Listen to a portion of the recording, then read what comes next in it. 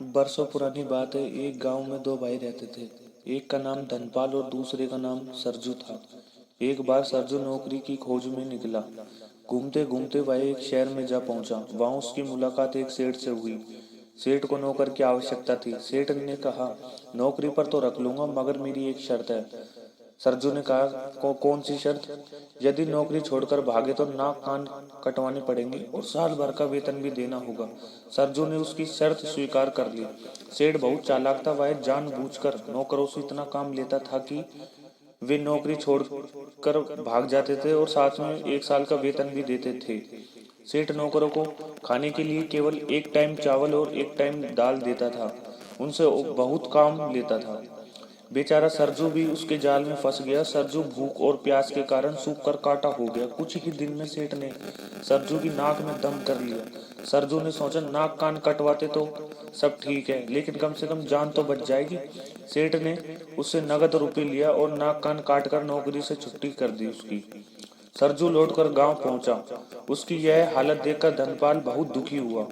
सरजू ने रोते रोते अपनी आपबीती सुनाई। धनपाल ने कहा, भैया, मैं आपके अपमान का बदला लूंगा, साथ ही सेठ को ऐसा सबक सिखाऊंगा कि आज के बाद वह ऐसा किसी के साथ नहीं करेगा।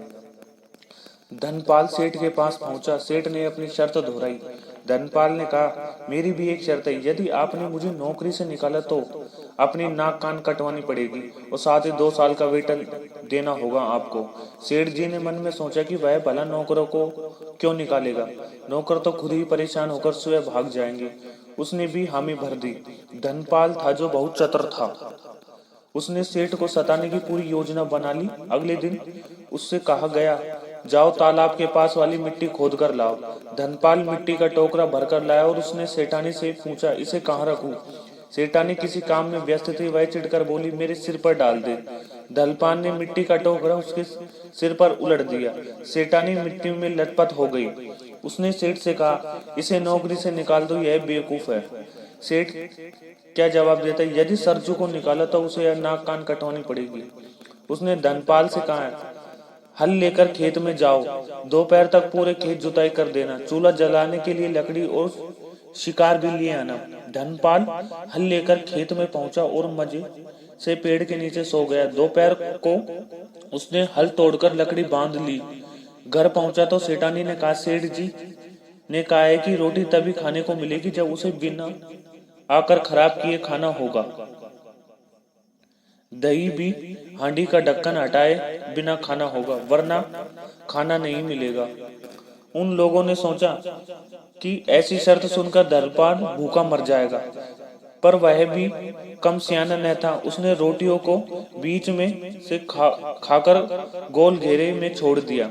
दही भी हांडी में सुराख करके सारा दही पी गया। शाम को सेठ ने आकर सारी बातें सुनी।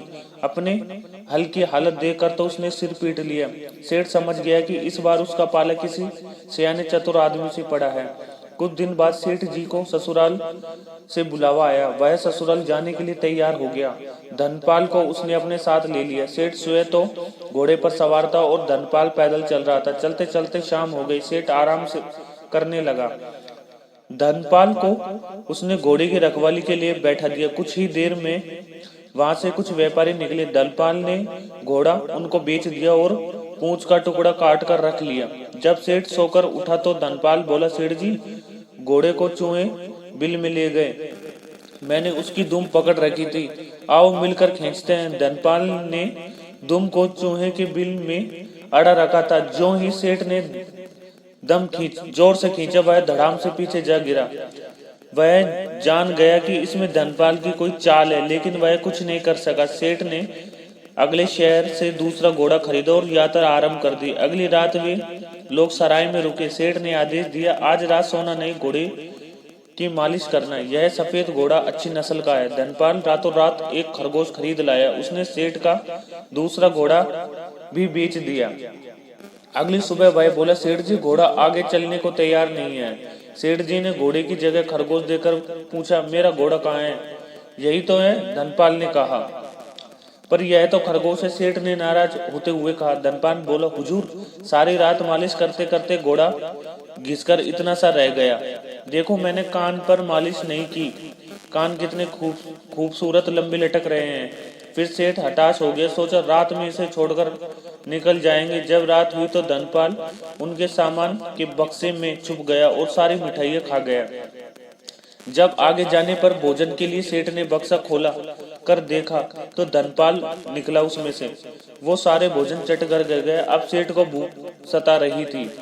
सेठ ने सोचा कोई नई तरकीब लगानी होगी। उसे धनपाल को अपने ससुराल भेज दिया कि वो जाकर हमारे आने की खबर कर दे, सारे भोजन का इंतजाम भी करवा कर रखे। धनपाल सेठ के ससुराल निकल पड़ा और वहां जाकर ससुराल वालों को खबर दे दी। जब सेठ अपने ससुराल पहुंचा तो किसी ने उसको न पानी पूछा न खाना।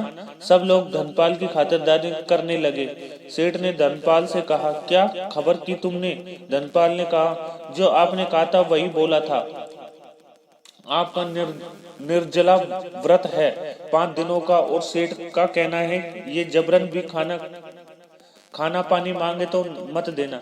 सेठ ने यह सुनकर अपना माथा पीटने लगा, समझ गया कि ये मेरी जान लेकर मानेगा।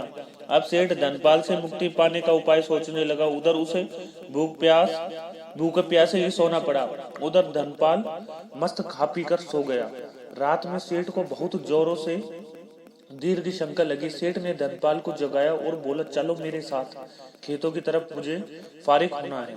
धनपाल ने पास रखे घड़े की तरफ इशारा करते हुए कहा, इसमें फारिग हो लो, मैं बाद में इसे ठिकाने लगा दूंगा।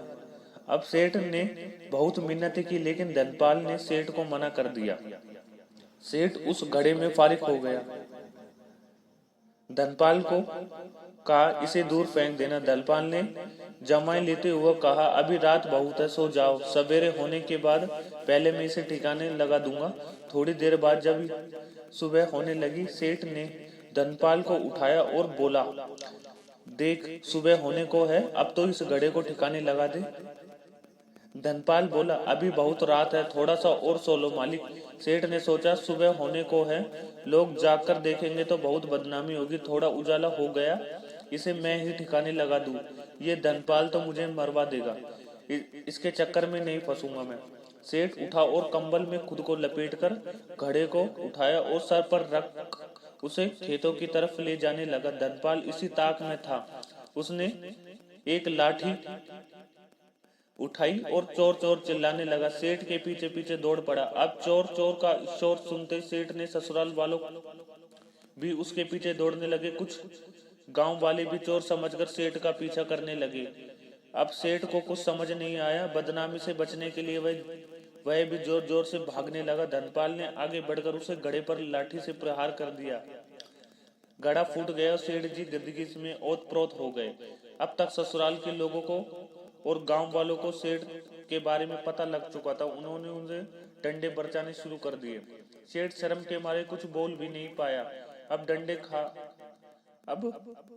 डंडे खाए जा रहा था। धनपाल सब यह देखकर मन ही मन मुस्कुरा रहा था। जब ठुकाई पिटाई से गांव वाले थक गए तो उन्होंने चोर को कंबल हटाने को कहा। सेठ ने डरते डरते कंबल हटाया और उसकी हालत देखकर गांव वाले ठाके मारकर हंसने लगे। ससुराल वाले भी खूब जोर जोर से हंस रहे थे, सेठ की खिल्ली उड़ा रहे थे। सेठ अपना आपा खो बैठा और जोर से चिल्लाए, निकल जा यहाँ से, तेरी शक्ल भी नहीं देखना चाहता।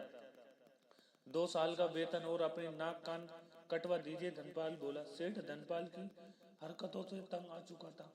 उसने 2 साल का वेतन और अपनी नाक कान के बदले बहुत सारा धन देकर अपनी जान बचाई और उसने वादा किया कि फिर कभी किसी को वह नहीं सताएगा। धनपाल सारा धन लेकर गांव लौट गया और अपने भाई के साथ रहने लगा।